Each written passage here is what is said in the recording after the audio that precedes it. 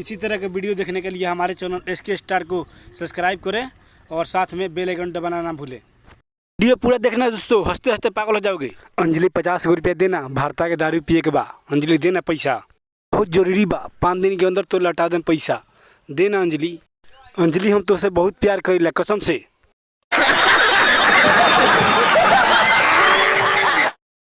नहीं हम पैसा ना देम तो के ते पैसा लेके लौटेबे ना देबे पैसा ना देम।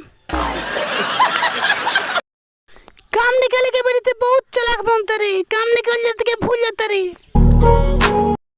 अंजलि रोक, ते हमके पैसा ना देबे, लेकिन एगो बात याद रखिए, आज के बाद तो नंबर हम ब्लैक लिस्ट में डाल देम।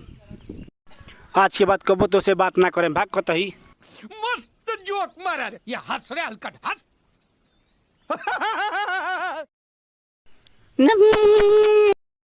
ए हट, क्या बोले जाए?